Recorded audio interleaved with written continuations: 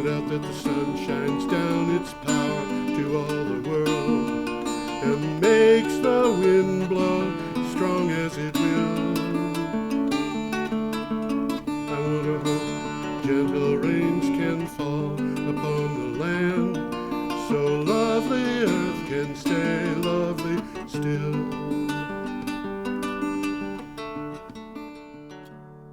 Hello, ladies and gentlemen. Welcome to the 505th edition of Energy Week with George Harvey, me, and the amazing Tom Fennell, who is not. He's in the flesh. He's just not in the studio. Correct. He's at home.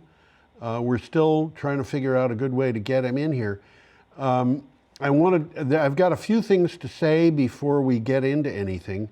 One of them is, if you want to get to the articles we're talking about, to read the full article, you can go to the geoharvey.com website, GEOHARVEY, or going down on the computer screen, you can find a link to the Energy Week number 505 site, where it's just the things that we're talking about. These are just links, and they'll take you right to the article. Right. The other thing I need to talk about is the fact that we're at a point in the year where we've got to seek donations, not for Tom and me. These are donations for Brattleboro TV, BrattleBoroTV.org. And I want to point out a couple of things about how this is all done. I post my blog every day. I have done this every day, and by that I mean every day, since the 2nd of June 2012, when it first started. Now that's over 10 years. It's a labor of love. It's what, Tom? A labor of love. Yeah, it's a labor of love, that's right. I want the world to be a nice place for my grandchildren. The blog does accept donations, but it has not historically ever been funded to the extent that I didn't have to put in some of my own money to keep it going. It has to occasionally, I have to buy a computer for it, or every year I have to put up money for the website registration and so forth. There are expenses with this. And although they are not very big, the donations don't cover the cost. That's not what I'm talking about here, though. Tom doesn't make any money on this. I don't make any money on this. There's a lot of time. It's about 5 hours a day for me. You add in the time for the show, it comes up to about 40 hours a week. For Tom spends a lot of time putting together his notes. I don't know, Tom, how much time do you spend a week? Is it about 20 hours?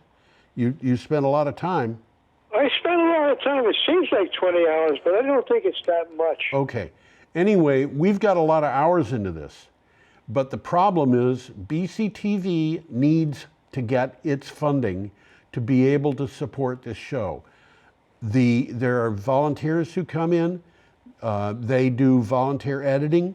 There's a lot of work that goes into this show besides what Tom and I do. But on top of everything else, BCTV has expenses to keep the studio, to keep its own equipment running and so forth. This is not free. It's a valuable resource. It is. You take it for granted. You can't. Yeah. I don't know who else is doing this. It's used it's downloaded every week by something like 40 stations nationwide. Well, we've heard from people in England. We've heard from people in England, and we've heard from people in other parts of the world. There are people who use this show as a resource, and all we need is a couple of people to step forward to donate a couple $100, and that's a few $100, and that's not each. That's among them. And I will point out, I have a great deal I'm very grateful for the support that we're getting from a couple of people who give us support on a monthly or annual basis.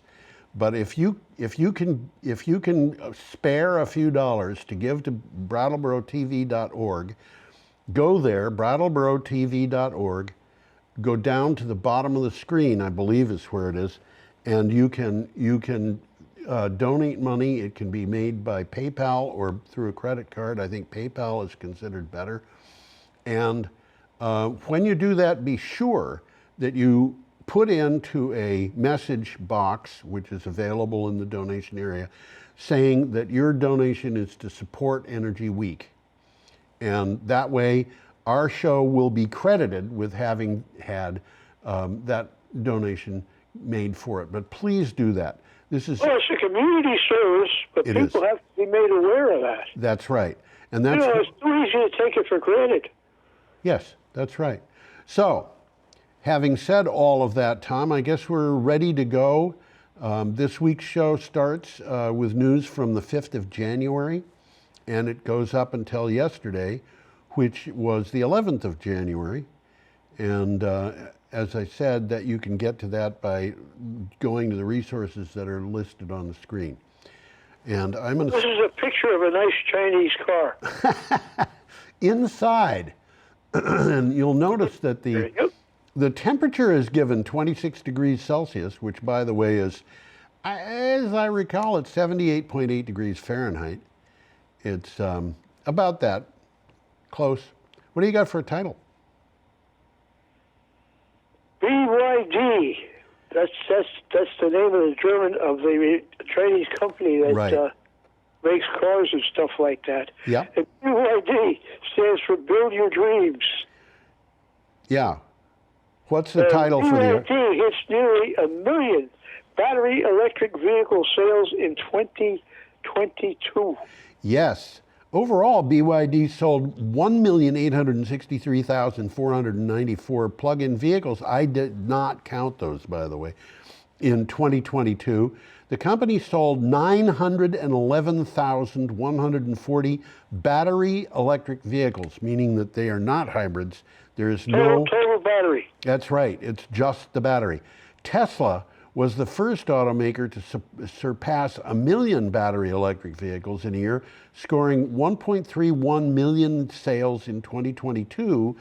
But BYD is not far behind that milestone, and it will surely be the second automaker to reach it. So, Well, we don't really know what's going on automobile-wise with the Chinese. I'm not sure the Chinese even know. the Chinese are keeping track. I don't know. The only thing that I can tell you is that BYD makes a lot of sales worldwide. Tesla makes a lot of sales worldwide. And by the way, Tesla has a manufacturing plant in China, and it's making a lot of cars in China, some of which are being shipped to Europe, which seems like a roundabout way to do things.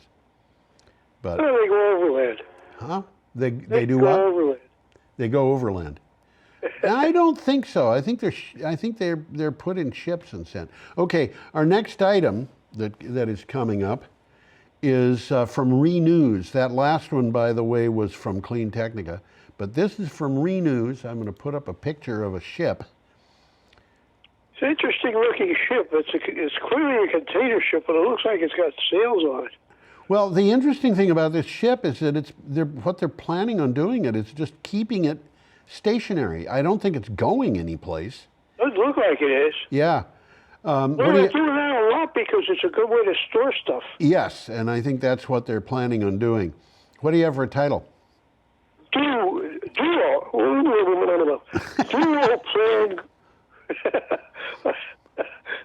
Duo planned Greenland's first commercial wind power project. Right. H2 Carrier and Greenland-based company Anori have signed a letter of intent to develop the first commercial wind farm. You can see it in the picture in the background.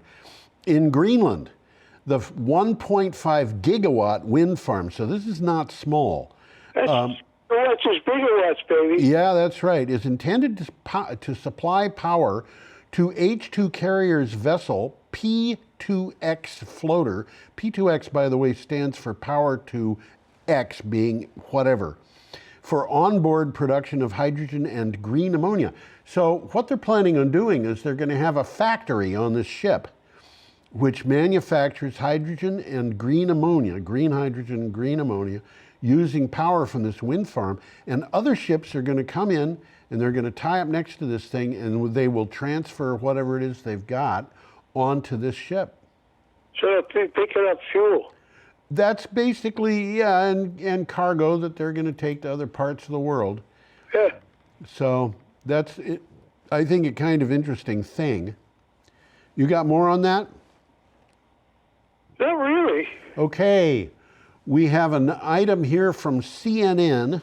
And I'll we just mention that green ammonia and green hydrogen are chemically the same as conventional hydrogen and conventional ammonia. Right. However, they're made from renewables rather than fossil fuels. That's correct. Yeah, you can pollute the environment by making hydrogen out of coal or whatever it is you're going to be doing. Hydrogen out of methane is actually the way they would do it. Well, the hydrogen itself doesn't pollute much. You burn hydrogen, you get water. That's right. Okay. Whoops. Hit the wrong button. Okay, we have a picture of a storm and an item from CNN. What a storm, isn't it? Well, there's some big storms in the west this year. Oh, the stuff that's going on in California is absolutely insane. We'll be talking about that a little bit more later. We will indeed. What do you have for a title for this one? Powerful bomb cyclone slams into California with hurricane force winds and heavy rain. Right. A bomb cyclone, first of all, a cyclone and a hurricane are exactly the same thing. Yes. I mean, they're just called by different things in different geographical areas. Right. They're and exactly the same thing. Typhoon is the same thing, except typhoons don't happen in the Atlantic and hurricanes don't happen in the Indian Ocean. It's just they give different names to them. I don't know why they call it a bomb cyclone, but we talked about this last week. A bomb cyclone is one that happens very rapidly. Very rapidly, and they have a specific definition for this, but let me read the synopsis. A powerful bomb cyclone slammed into California's coast on Wednesday night. That would be a little over a week ago now, lashing the state with heavy downpours and hurricane force winds as the storm advanced onshore. Peak wind gusts were at 85 miles an hour, and those were recorded in the Nicasio Hills. So this is not something that's trivial here. This is a serious problem. Well, by the way, it just keeps going. When we said this on the show, the warmer the air is, the atmosphere is, the more moisture it can hold. Yes. And when it's got a lot of moisture in it, guess what happens? Well, it rains. That's right. And of course, in the process of raining and forming and things like that, you get other silly things like wind. Other silly things. Somehow I think people in California, Tom, would disagree with you. Their wind has not been silly. Nasty is a better word for it. Yeah, nasty is a better word for it. I agree with you. Okay. Well, we'll be hitting this again before the show's out. We sure will. So let's go on to the next item. We're up to Friday, January 6th, and we have a picture here of a boat. This is a very confusing picture. It looks like it's a boat coming out of a river or a canal. It's too small for the boat. Yeah, it does, doesn't it? This but boat. If you look carefully below the boat, you see a thing that's sort of triangular in shape. That's what this is all about. Yes. That boat is being raised up out of the water by what is essentially an underwater wing. Yeah, and that's exactly what it's doing. Okay, the article is from BBC. What do you have for title? Flying boats and other tech for cleaner shipping. The Pioneer is an electric foiling, and that business of being raised up out of the water is called foiling. It's a workboat developed by Artemis Technologies. The foil, a wing-like structure beneath the boat, lifts the hull out of the water, reducing drag. Combine that with an electric motor, Artemis says you have a vessel with a 90% reduced fuel cost and no emissions. Well, that 90% is a lot. It is a lot. And by the way, this is not terribly new technology.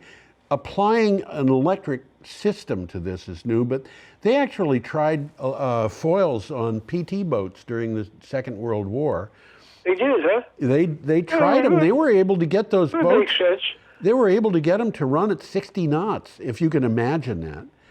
That's fast. For Yeah, both? it's fast. My God. I don't know exactly what that is in miles per hour, but it must be about 70, 75 miles an hour. 75, yeah.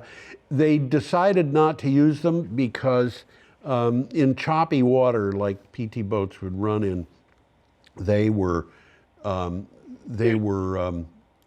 Around all over the place. Yeah, they were just not reliable for that kind of thing. But the point that I'm making is this business of using a foil to lift a boat is not new. The business of combining that with electric power is new, and that's what makes this thing so special, really. It's an interesting system. Well, this is a portent of things to come. I think so. Okay. And it's happening because of economics more than anything else. Oh, yeah, absolutely. Okay, our next item here is from CNN, and we have a picture of a glacier. Looks like a glacier to me. It sure does. Either that or a giant popsicle. I think that's a little too big to be a popsicle. Okay, what do you got for a title? Up to half of the world's glaciers could disappear, even if ambitious climate targets are hit. Right. This is sad. That's discouraging. It is. Glaciers will lose far more ice, causing far more sea level rise than current scientific estimates project, a study shows. So they've basically looked at the old studies and said, no, they aren't right. Researchers found that up to half of all glaciers could be lost by the end of this century, even given the world's ambitious climate actions. So they're saying, even if we achieve the goals that we've got before us, these glaciers are going to be disappearing. And we got to stop burning things. yeah, we have to stop. It's really burning very things. simple. It's pretty simple, isn't it? Yeah, and we've got We have to rename Glacier National Park. yeah into Dry Gulch National Park or something. I don't know. Something like that. But you know, we've got all the technology that we need to address the problems that we've got, all of it. And Well, we got lack of not lack of. It's the opposite of lack of. we've got an abundance. We have an abundance of the people who are making money from selling fuel, That's right. and they're all big companies. And There's- they were making a lot of money. And they don't want to change their business plans in many cases. Now, I'll point out, we were, you know, we've been reporting on this stuff for long enough that I remember when a company called Danish Oil and Natural Gas, which had Dong, it had made its the name of the company in DONG, which is Danish Oil and Natural Gas. They had been extracting natural gas and oil out of the North Sea area, and they had decided about, I don't know, 10 years ago to reduce the amount that they were extracting, basically have their business get smaller as they switched into a new business model, and they have dropped the Dong name, and now they're called Ørsted, and they are the largest the company in the world running offshore wind farms. So this, you know, they did it, and the other companies, ExxonMobil, Chevron, you know, BP, they could all do it too, but they're very reluctant to do it because they don't want to have stranded assets. Yeah. Interesting. Okay. Go on. Who was Ørsted? I don't remember. There was a person named Ørsted. He was a scientist. He was a scientist, I believe, yes. Yeah. Okay, our next item is from the Mainichi, and we have a picture of what is obviously a European village. It could be Vermont. It could be, but you know, the architecture in there looks a little bit more like A little bit different. Europe. Yeah, and I'll point out that just on the right side of the center of this picture, you can see a roof that's covered with solar panels. I find it interesting that the Mainichi, which, as I recall, is a Japanese publication, I think it must be, with a name like that, this was I think this was the picture that they actually provided. I might be wrong, but I don't remember having gone out and found it myself. Oh, no, this was one I must have found, because it's from Pexels. Okay, what do you have for a title, Tom? Global renewable power capacity to double in 5 years. Yeah. Now this is capacity, not demand. Yeah, well, the demand's This is going to be... actual. It's real. It's there. You can touch it. Yeah. The global capacity of renewable power generation is expected to almost double over the next 5 years as countries step up efforts to deal with the energy crisis caused by Russia's invasion of Ukraine, according to a report from the International Energy Agency. That Russian nonsense that's very, very confusing.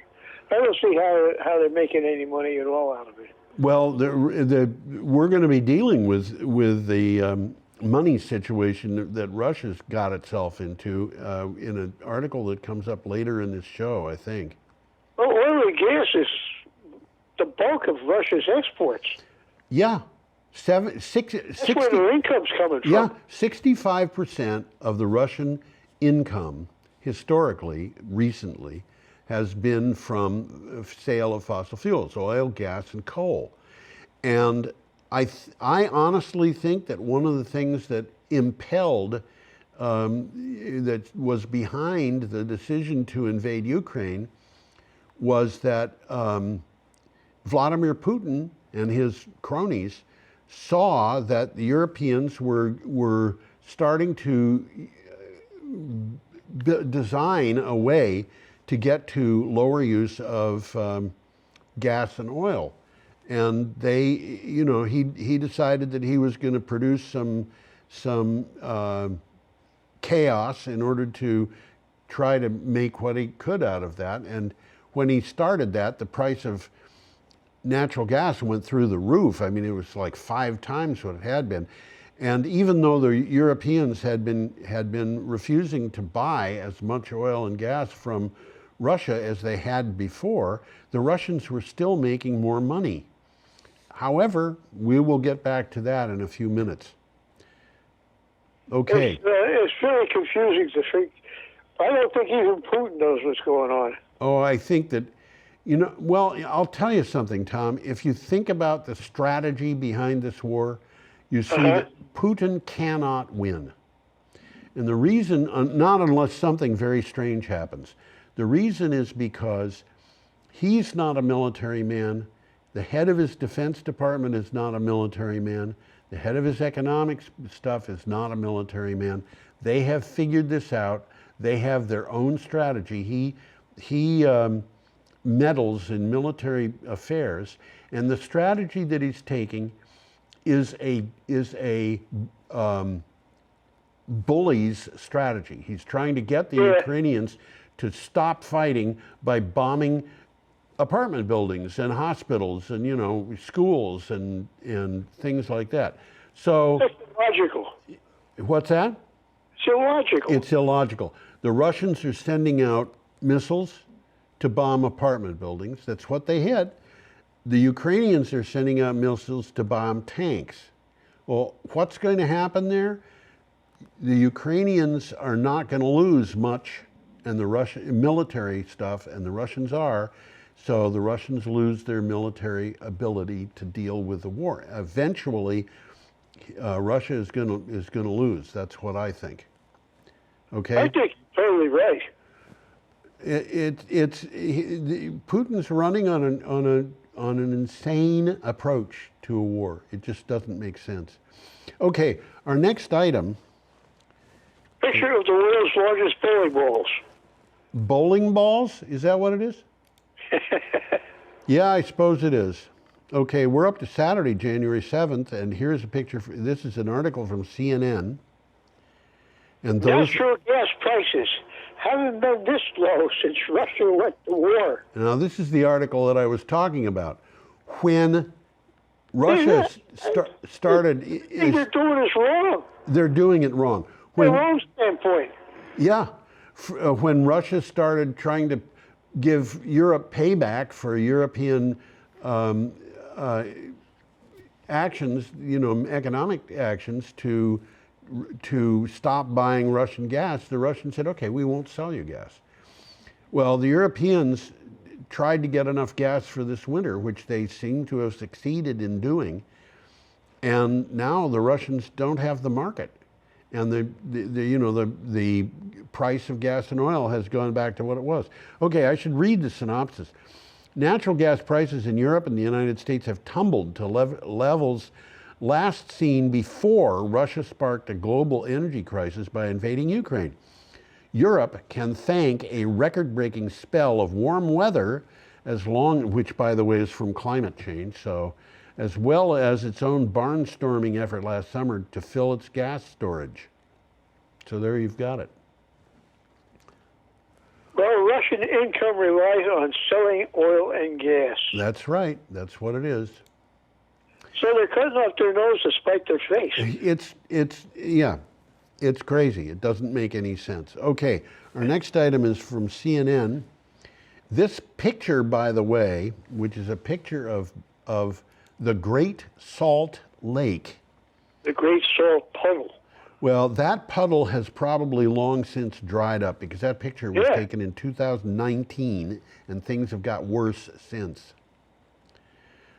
Well, it says that, I quote, Great Salt Lake will disappear in 5 years without a massive emergency rescue. Yeah.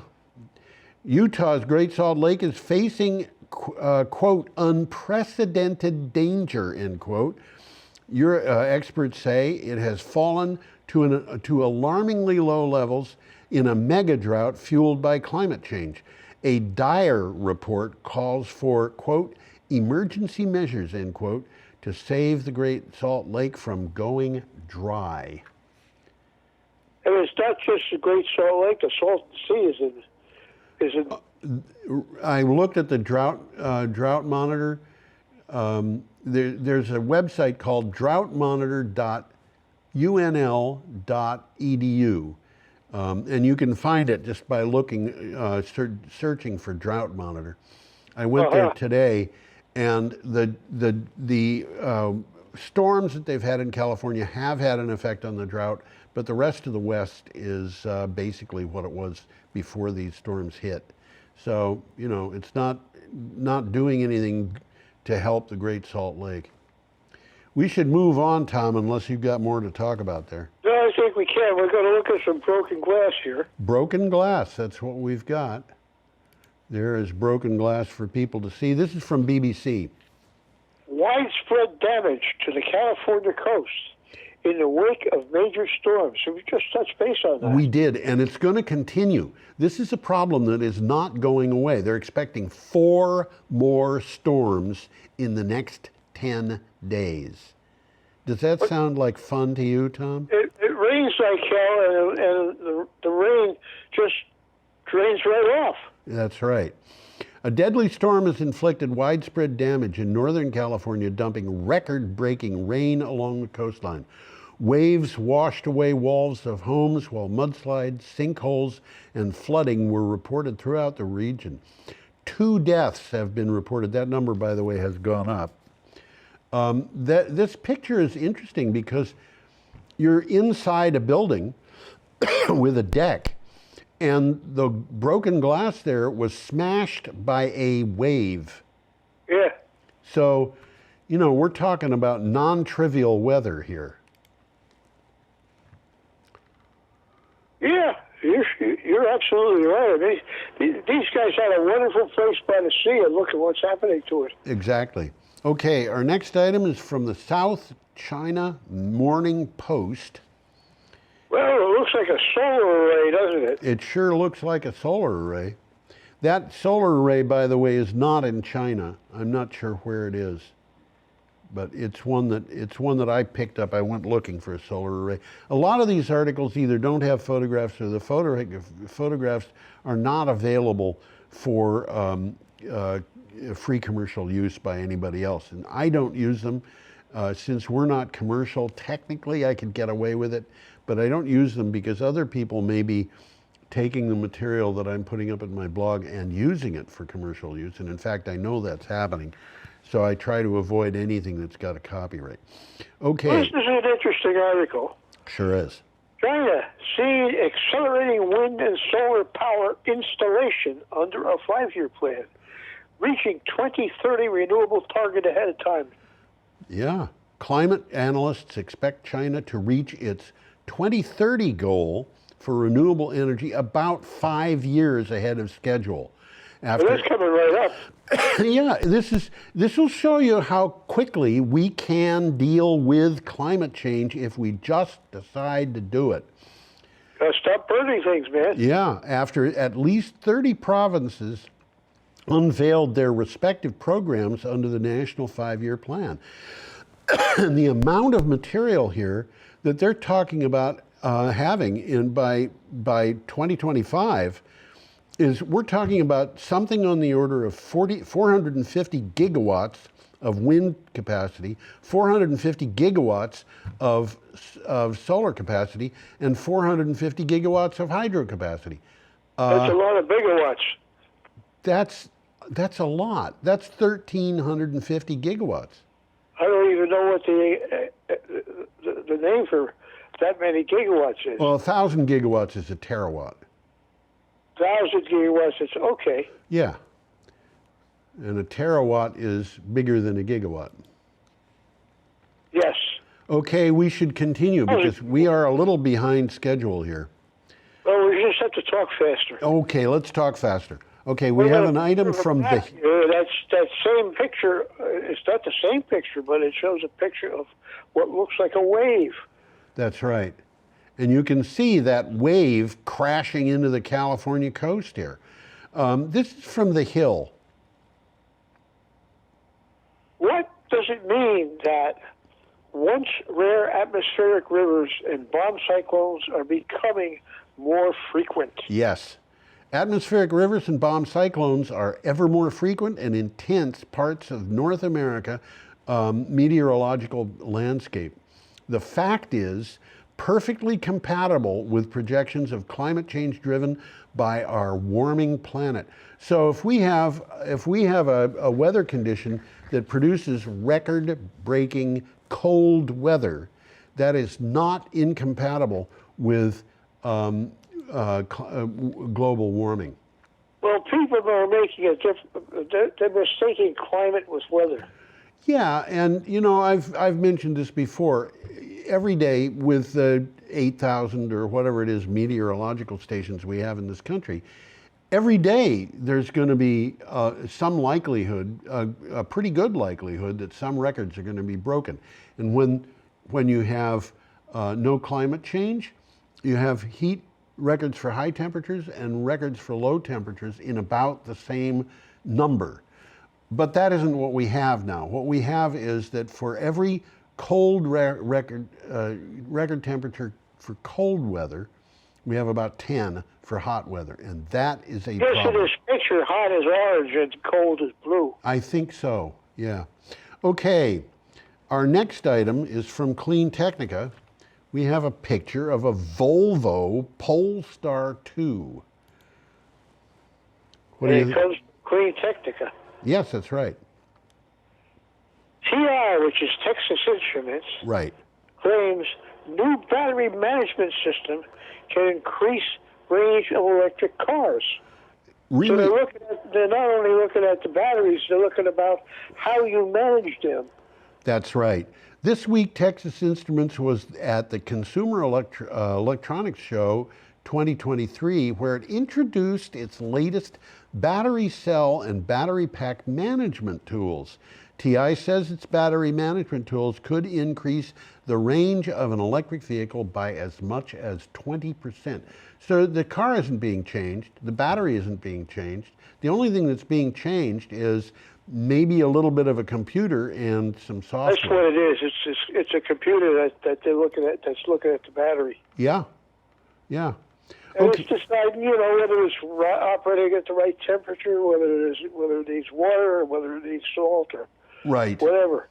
So we're up to Monday, January 9th, and we have an article here from the BBC and a picture of a German village.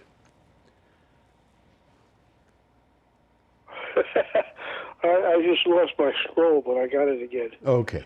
We're up to Monday, January 9th? That's, Yeah. minute 35 is what it says. There's a picture, it's in Germany. Yep. And you can see the coal mine in the background. That's right.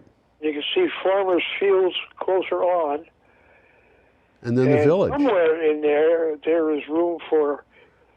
The village is kind of off slightly to the left, and you can actually see all the way to the left a rooftop that is covered with solar panels.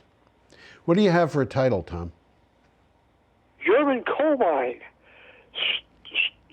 German coal mine standoff amid Ukraine war energy crunch. Okay, Lützerath in western Germany is about to be swallowed up by a massive coal mine. I guess that's Lützerath is that it. little town in the left. Around 200 climate activists who are now all that stand between the diggers and expanding the Garzweiler open cast mine have been warned to leave or be forcibly evicted.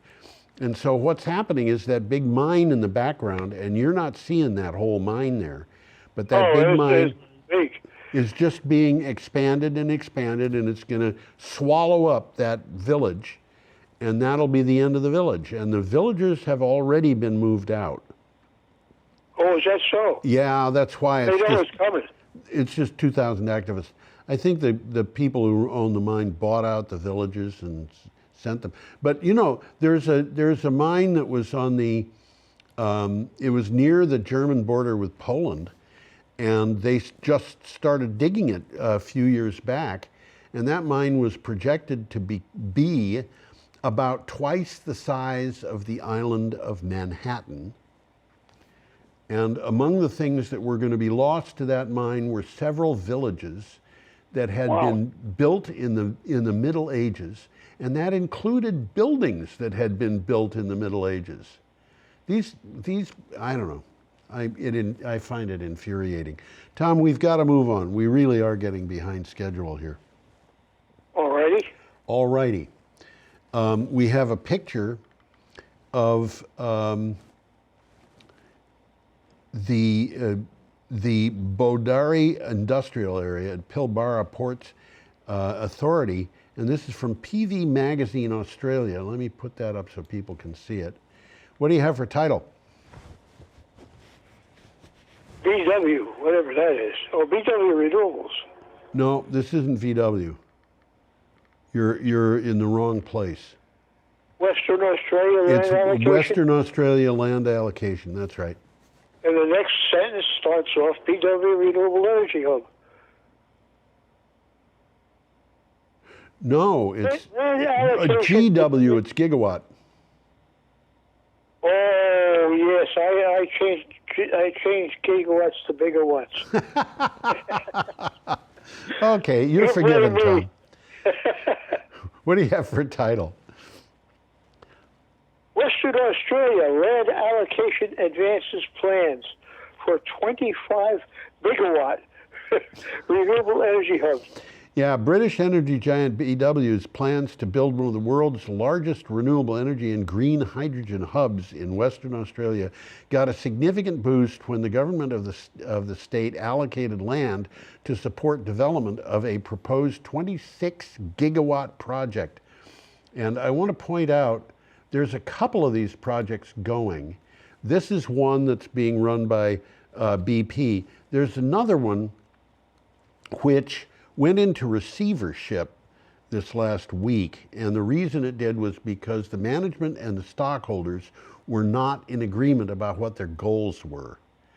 So That's interesting. yeah, isn't it? But this one is still moving ahead. Okay. Looks kind of barren there. That's the foreground looks real barren. Doesn't it? Yeah, well, that looks like piles of coal and things of that nature waiting to be shipped. Okay, our next item is we're back to CNN, and we have pictures from California. And let me put that up. Okay, what do you got for a title? Most of California could experience significant flooding this week. Right, significant widespread flooding is possible across much of California as more heavy rain hits the state, forecasters say. 2 major bouts of rain will impact the West Coast over the next few days. The concern is not just rain, snow, and wind, but each event follows the last so quickly. And by the way, as we're talking right now, they're expecting... They're getting zapped. Bing, bing, bing. Yeah, and they're expecting 4 more storms the next 10 days. Wow. Isn't that incredible? Well, for California, that's very incredible. Yeah. And the big problem here is it isn't really helping the drought all that much because the rain is coming down on parched land and it's running off fast. Running right off. And what they need to do to address the drought is have rain coming now and again that can soak in over a long period of time, change the water table. But this stuff is just coming too fast and too hard. Running right down the river. Right. So we're up to Tuesday, January 10th, and we have a picture of an Indonesian island. By the way, this is the island of Komodo, which is where the dragons come from, yes. Okay, this is from BBC. Could floating solar farms survive out at sea? Good question. Indonesia has over 10,000 islands. So getting electricity to all of its people is a huge challenge. Cables to remote islands are expensive. Solar power is one option to provide those options with energy, but solar farms take up lots of space. So installing solar panels on the ocean surface is under study. Yeah, absolutely. Interesting concept. Isn't it? I mean, they got floating turbines, so why not have floating solar panels? Yeah, and you know, this project is not the only one where they're trying to do that. There are other projects. They're seeing ways that, well, renewables are a fact of life. Yeah, absolutely. They're happening. Yes. And they're happening big time. That's right. And the time is going to come, and it's going to be very shortly, where people are going to slap their elbows and they remember they used to burn things. By the way, that article was from Tuesday, January 10th, and the next 2 will also be from the same date. We have an article now from CNN about gas, and there's a picture of a gas stove. A gas stove, that's right. A U.S. federal agency is considering a ban on gas stoves. Wow. Yes. A federal agency is considering a ban on gas stove as concerned about indoor air pollution linked to childhood asthma rise. It's not just childhood asthma, there's other things too. According to a report first published by Bloomberg, a U.S. Consumer Product Survey commissioner told Bloomberg that gas stove usage is what he called a hidden hazard. And this is no joke. And they're talking about banning new gas stoves in 5 years or something like that. Not immediate ban. Times are changing, you know. Right now, gas is still kind of dirty.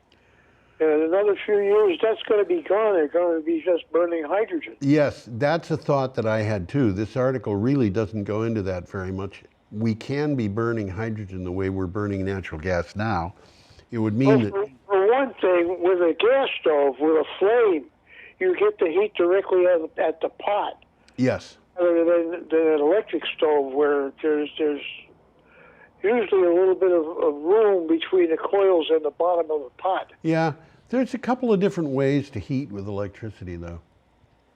Okay, should we move on, Tom, or do you have more about that? No, I think we can't dance, so we might as well. Okay. Gas stove usage is a hidden hazard. You know, it's making people sick and they don't even know it. That's true, and that is a problem. And you know, this is something, it reminds me of something that I remember talking to a friend of mine when I was in college. You got to remember, that was 50 some odd years ago. And he was talking about how his grandfather, I think, his grandfather and grandmother talked about the day that they got electricity to their house. And this was a wonderful thing for them because their house had been lighted by gas. This is from the gas light era. Yeah, yep. And they always worried whenever they went away about what would happen if the gas light were blown out or something like that, and the house filled with gas and blew up while they were gone.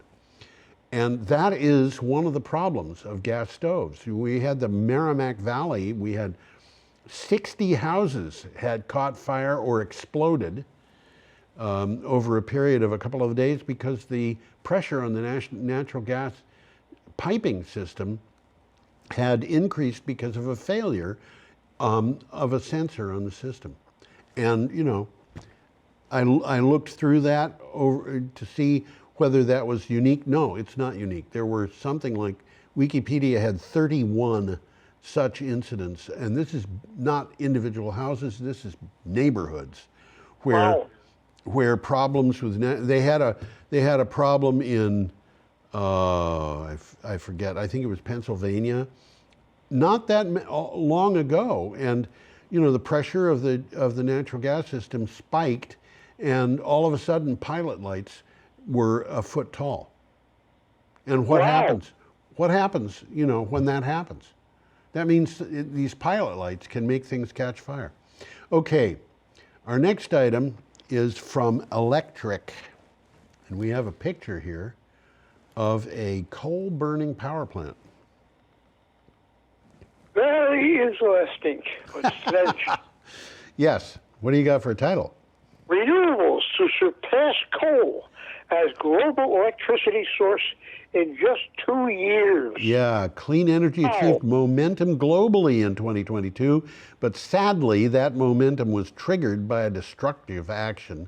Russia's invasion of the Ukraine catapulted the world into a global energy crisis, and that in turn sparked a drive to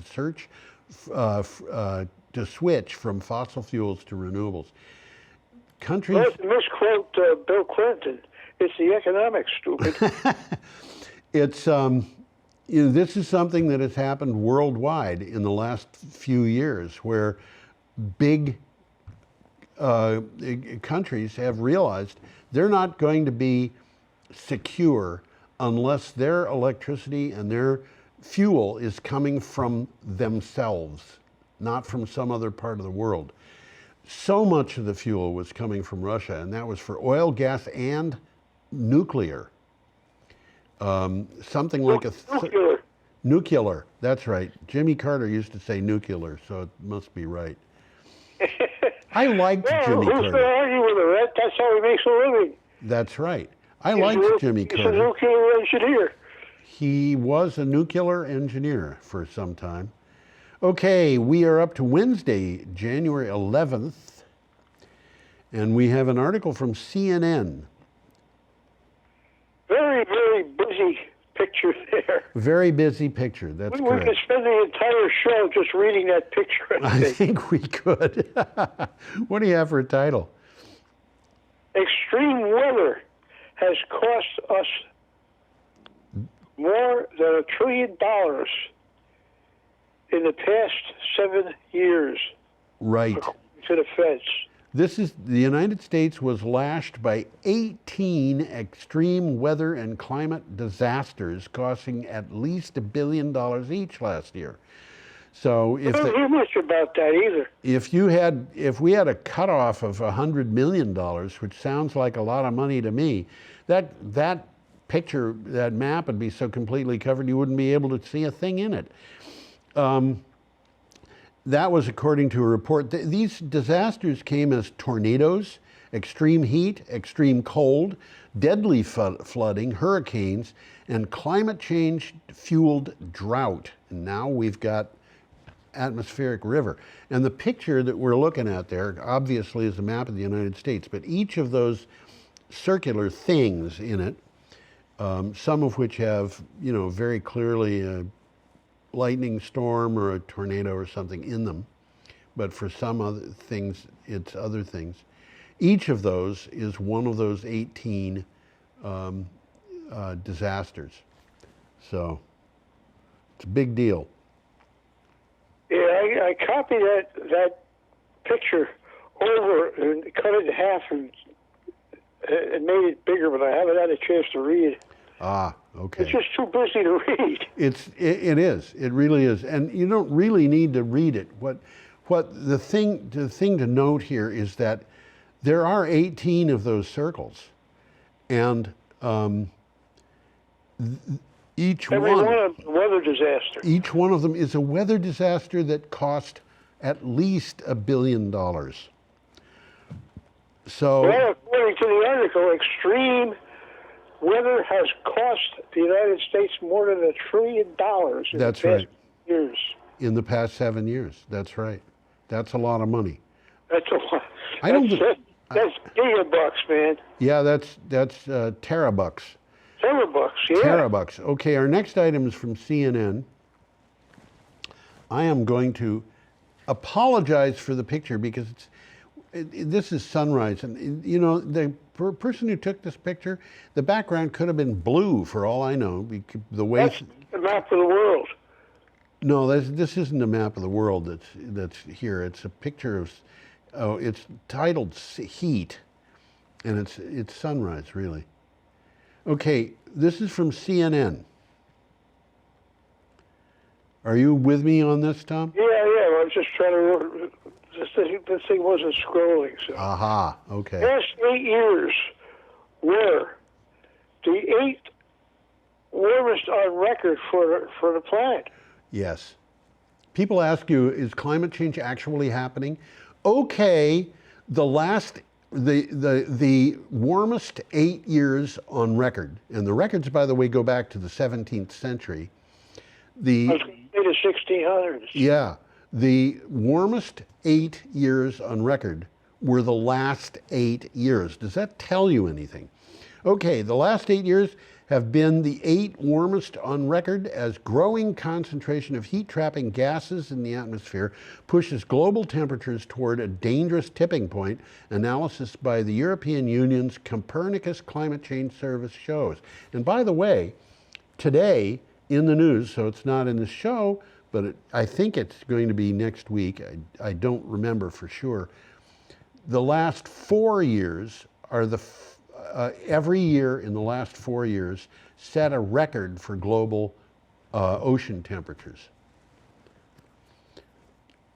Okay. And that's, that means every year we have increased potential for hurricanes and atmospheric rivers and drought and you name it, all these things that can develop because of